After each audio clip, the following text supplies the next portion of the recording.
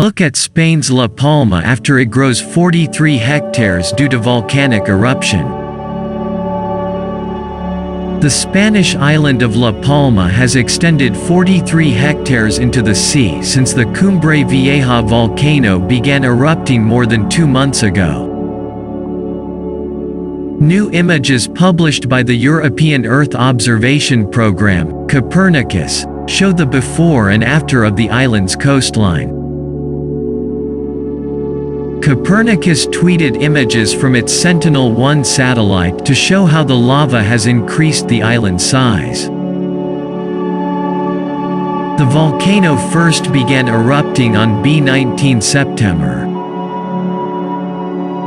Images from the high-resolution optical satellite Sentinel-2 provide a closer look at the difference on the Spanish island in the Canaries. Here's a look at La Palma on the 15th of September, 4 days before the eruption began compared to the island on the 19th of November. Lava now covers an area of 1,065.9 hectares of the island. Magma has also destroyed approximately 2,651 buildings since the start of the eruption. Recently, more than 40 tremors have been recorded on the island, according to the National Geographic Institute, as the volcanic activity continues. The strongest tremor was of magnitude 4.8 and took place in the municipalities of Villa de Mazo and Fuencaliente, where most of the seismic activity occurred. On Tuesday, La Palma Airport restarted its activity after cleaning the runway, but the existence of winds from the south and southwest are causing an unfavorable scenario for air navigation due to the disposition of ash towards the east and northeast, which may impede the development of operations, according to the Spanish National Geological Institute.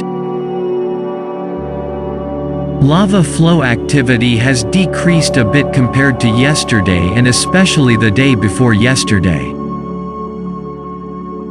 Observers reported seeing less lava on the upper and central part of the flow field. At the vents, a series of loud explosions occurred early in the morning, at around 4 a.m. local time.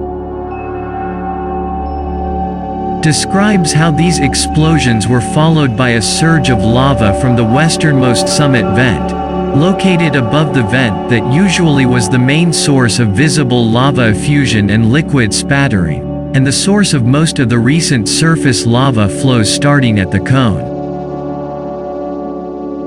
This time, the lava exited from a higher point, then traveled downslope towards the other vent and from there into the usual channel that forms a ravine and channel, breaching the western slope of the cone, and is likely one of the start areas of the complex lava tube system.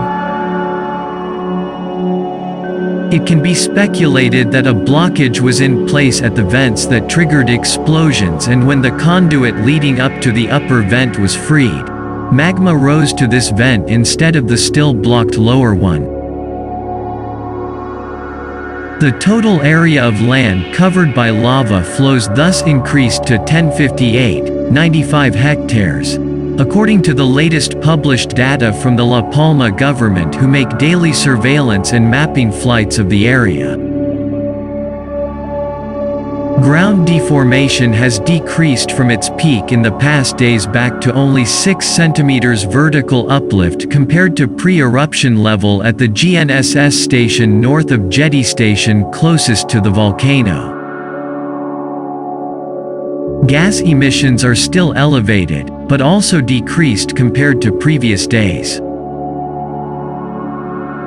SO2 was estimated to be around 18,000 tons per day, while total diffuse CO2 emissions are around 2,200–2,600 tons daily.